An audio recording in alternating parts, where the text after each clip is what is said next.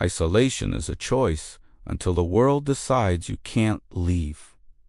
My name is David, and in December 2018, I made that choice. I was a PhD student, drowning in deadlines, and I figured a remote cabin in the northeast kingdom of Vermont was the perfect solution. The cabin was miles from the nearest paved road, no Wi-Fi, no cell service, just a landline that hummed with static. For the first 2 days, the silence was my friend. I'd spend hours watching the snow fall, thick and heavy, like a white curtain being drawn over the world. But by the 3rd day, the thermometer outside my window shattered. It was negative 30 degrees. The air was so cold it felt like breathing needles. That was the day I realized the cabin wasn't as solid as it looked. Every gust of wind made the wood groan like a dying animal. It started at 11:45 p.m. I was in the kitchen, making tea, when I heard a rhythmic thumping from directly beneath my feet. Not the pipes, not a rodent. It was the sound of a palm hitting wood. Thud, thud, thud, thud. I took my flashlight and went to the cellar door. My heart was a drum in my chest. The cellar was basically a hole in the earth, lined with stone. When I opened the door, the smell hit me, not just mold, but a sharp, metallic scent, like old blood and wet fur. I shone the light down. Nothing. But in the corner, behind the furnace, I saw a small pile of bones, bird bones, neatly stacked into a tiny pyramid. I told myself it was a mink or a fox. I locked the door and pushed a heavy oak table against it. I didn't sleep that night. I sat by the fire, watching the cellar door for 6 hours straight. The next morning, the blizzard paused. The world was a blinding, flat white. I went outside to get more wood, and that's when my sanity began to fray. Circling the cabin, exactly 6 feet from the walls, were footprints. Hundreds of them. They were barefoot, but the toes were elongated, and the arches were impossibly high. What truly broke me was the pattern. They didn't come from the woods. They began at the cellar's exterior bulkhead door and ended back at it. Whoever was in the snow had been out there for hours, in a deadly freeze, just walking in circles around me. I tried to call the police on the line was dead. I picked up the receiver and heard something that still makes me tremble. It wasn't dial tone. It was the sound of someone somewhere else on the line humming a low, tuneless melody. I hung up immediately.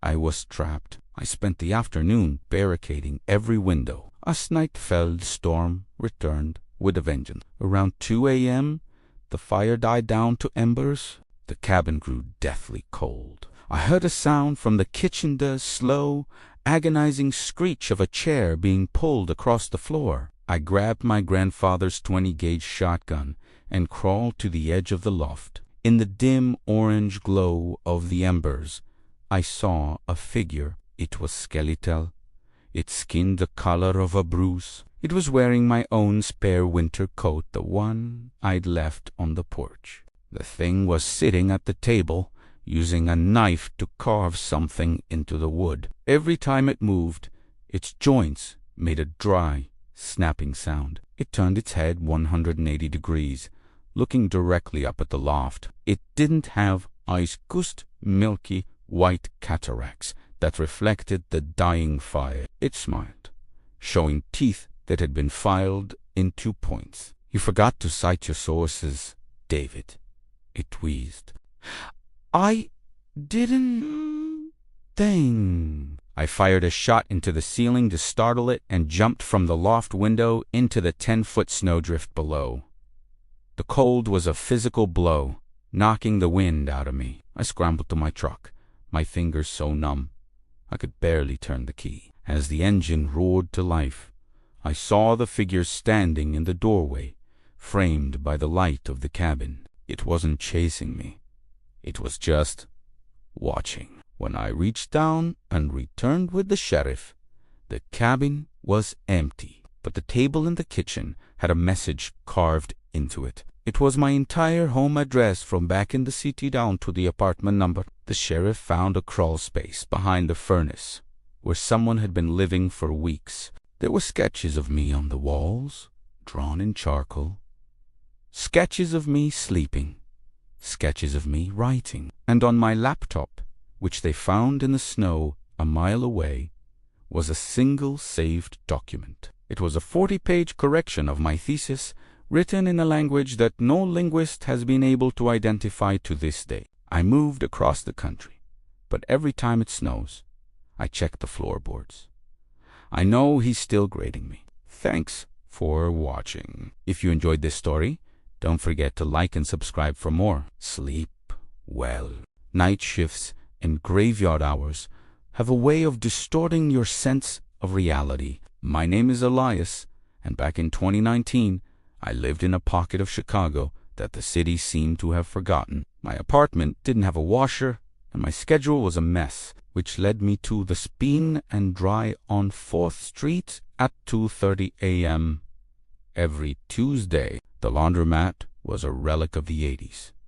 Flickering fluorescent lights that hummed at a frequency that gave you a headache, and rows of machines that sounded like heavy breathing when they ran. That night, the air was thick with the smell of cheap detergent and damp dust. I remember the silence being so heavy it felt physical. I was sitting in a plastic chair, the only soul in the building, reading a worn-out paperback just to keep my mind from wandering to the shadows in the corners. About 15 minutes into my wash cycle, I felt that prickle on the back of my neck. You know, the one. The feeling that you've stopped being the observer and started being the observed. I didn't look up immediately. I watched the reflection in the glass of the dryer in front of me. At first, it was just the empty street behind the glass front doors. But then a shape appeared. A man. He wasn't walking. He was just there, standing under the one working street lamp. He wore a heavy trench coat that seemed too large for his frame. He stayed perfectly still for 10 minutes. I tried to convince myself he was waiting for a bus, but there were no bus stops on this block. Then he took a step, not toward the door, but toward the side window. He leaned his forehead against the glass, shielding his eyes with his hands to see inside. Our eyes met through the reflection. He didn't blink. He just stared at the back of my head. I considered calling 911. But what would I say? There's a man looking at me. He hadn't broken any laws. I decided to ignore him, hoping he'd get bored. I went to the back to check my bleach levels. When I came back, he was gone. Relief washed over me, but it was short-lived. I noticed something on the floor near the front entrance. A small, wet pile of coins. They were laid out in a perfect circle. Someone had to have opened the door, walked in, placed them there, and left while I was in the back for 30 seconds. The door chime hadn't made a sound. I realized then that the chime was broken. The door was silent. I checked the machines. My dryer, the one I had been staring at, had been stopped. I opened it, and my clothes were gone. In their place was a single, damp Polaroid photo of me sitting in the chair from 10 minutes ago, taken from inside the laundromat. That's when the lights died. Not a flicker, but a complete blackout. The only light came from the dim moon outside. I stood frozen in the center of the room. Step, drag, step, drag. Someone was in the room with me, wearing heavy boots. I ducked behind a row of industrial washers. I could hear him whispering. It wasn't words. It was a rhythmic clicking sound, like a predator mimicking an insect. He began hitting the metal washers with something heavy. Clang, clang. He was flushing me out. I crawled toward the back office. my hands shaking so hard I could barely grip the floor. I reached into my pocket for my phone, but my hand met something cold and wet.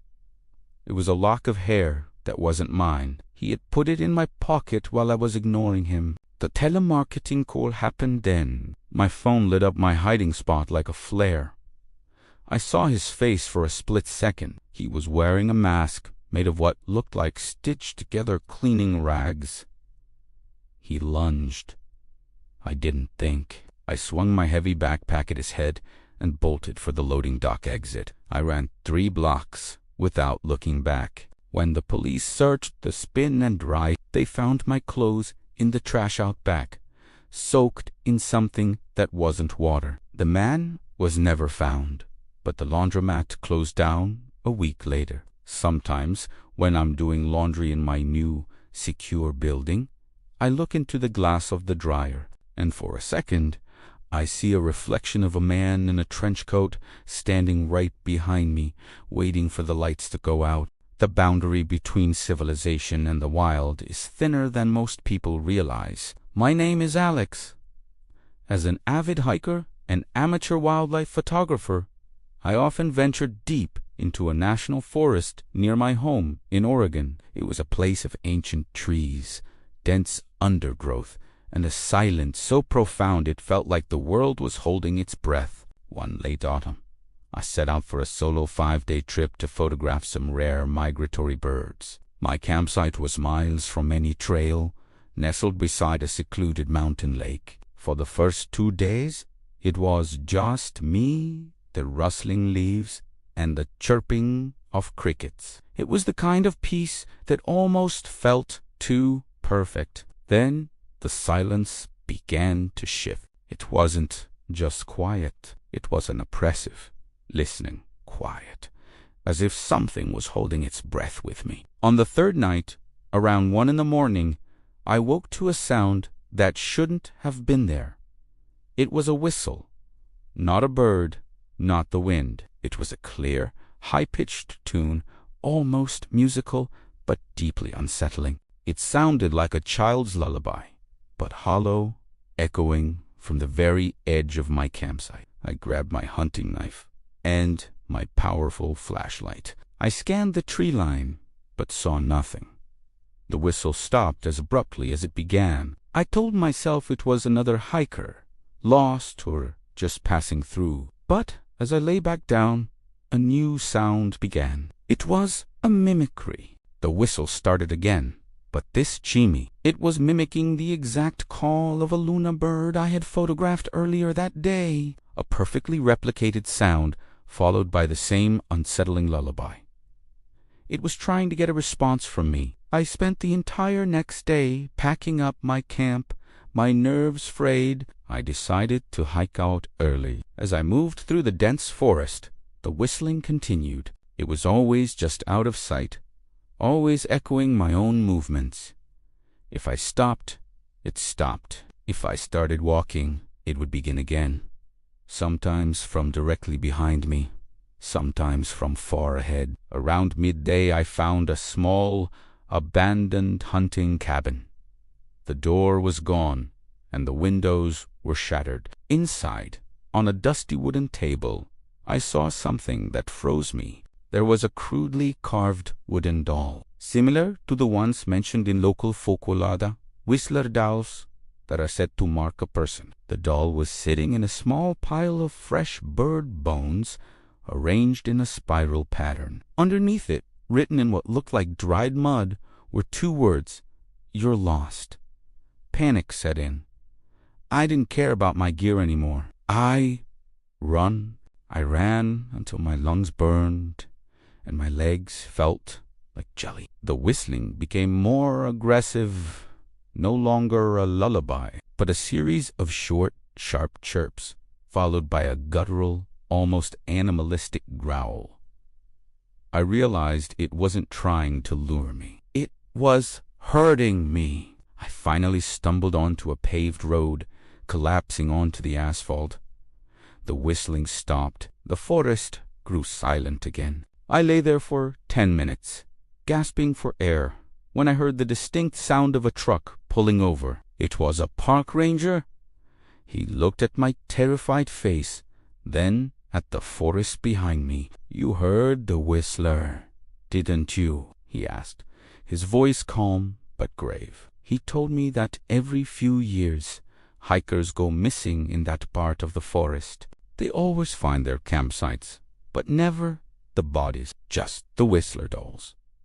He then showed me something on his phone, a photo of a series of blurry, elongated footprints found near a recent missing persons camp. The footprints had impossibly long toes, and they matched the ones I had seen in the mud around my campsite. I never went back to the woods alone. But sometimes, when I'm alone in my apartment, I hear a faint, high-pitched whistle outside my window, mimicking the exact tune of a lullaby I used to hum as a child. My name is Julian. I've always been a bit paranoid about safety, so when I bought my first house in a quiet suburb of Seattle, I didn't hold back on security. I installed the Aegis system, a top-of-the-line smart home setup, motion tracking cameras, smart locks, and an AI assistant named Iris that controlled everything from the lights to the thermostat. For months, I felt like I lived in a fortress. I could check my phone and see every corner of my property in 4K.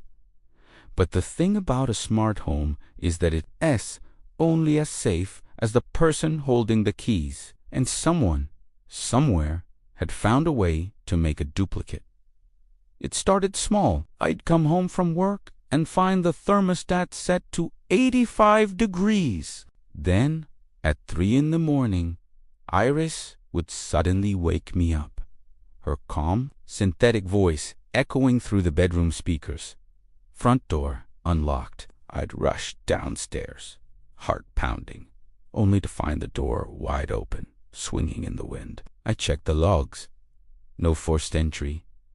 No one on camera. I called the company, thinking it was a software glitch. They told me my account was being accessed from a secondary device. In my own house, I changed my passwords, factory reset the system, and stayed up all night watching the monitors. At 4:15 a.m., I watched my own living room camera tilt upwards, as if someone was manually adjusting it to avoid a specific corner of the room. One evening, I was in the shower when the music suddenly stopped. The lights in the bathroom turned blood red, a setting I didn't even know existed. Then Iris spoke. "Julian, someone is at the door." I checked my phone, dripping wet. The front door camera showed an empty porch. Then Iris spoke again. Correction. "Someone is in the hallway." I grabbed a heavy towel and a pocket knife I kept in the drawer. I crept into the hallway. The house was silent, except for the hum of the AC. I checked every room. Nothing. But when I got back to my bedroom, my phone vibrated. A notification from the nursery camera room I used only for storage. I opened the app. In the corner of the dark room, sitting in an old rocking chair, was a man. He was wearing a mask made of translucent plastic, the kind they use for burn victims. He was holding my spare tablet, swiping through my personal photos. He looked directly at the camera and waved. I sprinted to the nursery, but the door slammed shut and the smart lock engaged. Click. I was locked out of my own room. Iris's voice came over the intercom, but it was distorted, layered with a human laugh. Privacy mode activated. I tried to break the door down, but the house started fighting back. The sprinklers turned on, soaking the hallway. The alarm system began to blare at 120 decibels, a deafening screech that made my ears bleed. Through the noise, I heard the man's voice through the speakers. "I've been living in your attic for 3 months, Julian. I like your life. I think I'll keep it." I managed to grab my heavy fire extinguisher and smash the control panel in the kitchen, cutting the main power. The house went dark. In the sudden silence, I heard the attic hatch in the ceiling creak open. He was coming down. I didn't wait. I smashed a window and ran to my neighbor's house. When the police arrived, The house was empty, but they found a nest in the attic, right above my bed. He had drilled a tiny hole through the floorboards so he could watch me sleep. He had wired himself into the main server, bypassing every security layer I paid for. They never caught him. But sometimes I get a notification on my new phone from a discontinued device. It's a 5-second clip of me sitting in my new living room, taken from a camera I didn't even know I had. There is a specific kind of loneliness that you only find on the back roads of the American South after midnight. It's a deep, quiet isolation where the darkness feels like it has weight. My name is Marcus, and back in late 2021, I was leaving that isolation every single night. I was pulling double shifts at a manufacturing plant deep in rural Georgia, trying to stack up some cash. My commute home wasn't just a drive. It was a 90-minute test of endurance, a long, winding ribbon of 2-lane blacktop hemmed in on both sides by ancient, looming pine trees, and walls of overgrown kudzu that looked like they were trying to swallow the road whole. On this one particular night, the fog was something else. It was so thick, it was like driving through a glass of milk. My headlights were barely making a dent, just the faint beams getting eaten by the haze a few feet in front of my bumper. It was around 1:30 in the morning, and the world was dead quiet. That's when I noticed them, a pair of lights in my rearview mirror, way back in the distance. But they weren't moving like a normal car. They were erratic, swaying from the left side of the road to the right, almost dancing in the fog. It was unsettling. Then, in a flash, the familiar and dreaded pulse of red and blue lights ignited the night. My heart just sank into my stomach. I knew I wasn't speeding, but out there, in those little pocket towns, that doesn't always matter. Sometimes it feels like the police can pull you over just for existing after dark. So, I did what you're supposed to do. I slowed down my eyes, scanning for any kind of safe spot to pull over. But the patrol car behind me, it wasn't patient. It didn't hang back. It aggressively closed the distance, and I felt a hard jolt as its front bumper nudged my car. It physically forced me off the pavement and onto a gravel shoulder right next to the skeletal remains of a collapsed old barn. The message was clear. You're not going anywhere? I put the car in park, my hands already shaking. I rolled my window down, but only an inch, just enough to talk, not enough to invite trouble. The officer got out of his car and started walking towards me. Immediately, I knew something was wrong. His walk was off. He had this strange, pronounced limp, and his utility belt jingled with an absurd amount of gear, clanking with every step. It just sounded wrong. He reached my driver's side window and then just stood there in complete silence for what felt like a full minute. He didn't say a word. His face was a total mystery, lost in the deep shadow cast by the brim of his hat. The silence was louder than any siren. Finally, he spoke. License and registration. But his voice, it was high-pitched and strained, like he was putting on an act, trying to hide an accent or maybe a tremor of his own. I carefully passed my documents through the tiny crack in the window. As his hand reached in to take them, I saw his fingernails, and my blood ran cold. They were long, yellowed, and caked with what looked like dried mud. It was the kind of detail your brain snags on a little red flag. My eyes darted from his hand up to his chest to his badge. It was pinned on crookedly, tilted at an angle, and the city name engraved on it. It wasn't the county we were in. It wasn't even a neighboring county. It was a place I'd never heard of. Step out of the car, Marcus, he whispered. He knew my name from my ID, obviously, but the way he said it wasn't a command. It was a craving. It sounded like a hunger. I tried to keep my own voice steady. "Sir, I'd feel a lot more comfortable if you called for a backup unit before I get out of the car." He didn't respond. He didn't argue. He just stood there for another beat of silence, and then he reached into his tactical vest. He didn't pull out a ticket book. He pulled out a cattle prod. But this thing had been modified. Jagged metal spikes had been welded onto the end, and then he started to scrape those spikes against my window. The sound was agonizing, a high-pitched screech that went right through me. Screech. Screech.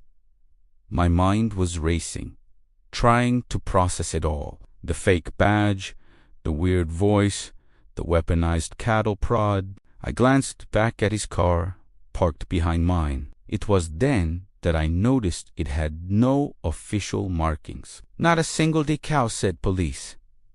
There was no unit number on the roof or trunk. It was just an old, beat-up Crown Victoria, the kind they used to use. But it had been painted a flat, menacing black. This wasn't a cop. This was a predator in a costume. And then things got so much worse. About 50 yards ahead of me, another car pulled up, positioning itself sideways to block the road completely. Its lights were off. The doors opened, and two silhouettes got out. They weren't in uniform. They were dressed in black tactical vests, and on their faces they wore animal masks. One was a pig, the other a goat, and they started walking towards my car, not running, but walking with a slow, deliberate, synchronized rhythm, like they had rehearsed this. The officer at my window saw me notice them, and he started to laugh. It was a horrible sound, a wet, wheezing cackle that seemed to bubble up from his chest. "The door is going to open, Marcus," he hissed through his laughter. One way or another, he raised the cattle prod and began slamming it against the driver's side window. The reinforced safety glass held for a moment, then started to spiderweb with cracks. I knew I had seconds. My fight or flight kicked in, and I chose fight. I slammed the gear shift into reverse, stomping on the gas pedal. My car lurched backward, crashing into the front of the fake patrol car, buying me a few feet of space. The officer screamed in a mix of rage and surprise and lunged for the steering wheel through the now shattered window. His hand brushed my arm, and his skin felt like cold, clammy leather. I didn't hesitate. I floored it again in reverse, cranking the wheel hard. My tires screamed on the gravel, and I managed to pull off a J-turn, swinging the car around 180 degrees to face the open road again.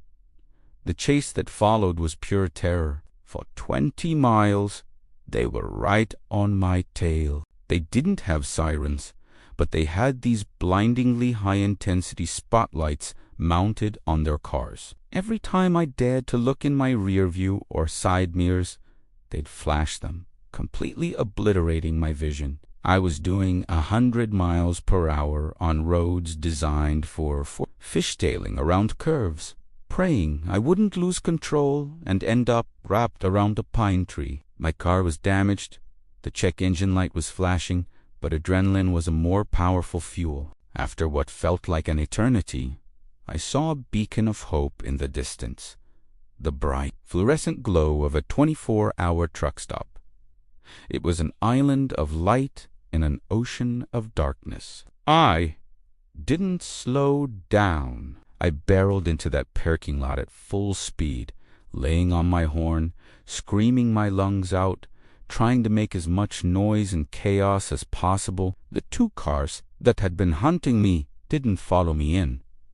They didn't even slow down. They just kept driving, their spotlights cutting through the fog one last time before they vanished back into the night. When the real state troopers finally arrived, they were professional and took my statement seriously. They found the fake patrol car abandoned in a shallow creek bed about 5 miles from the truck stop. What they found inside is the part that keeps me awake at night. The news reports were sanitized. They said they were investigating a case of impersonating an officer. But the troopers told me what they really found. Inside that car, they found my driver's license, but it had been placed inside a tiny, handcrafted wooden coffin, just big enough to hold it. But that wasn't the worst of it.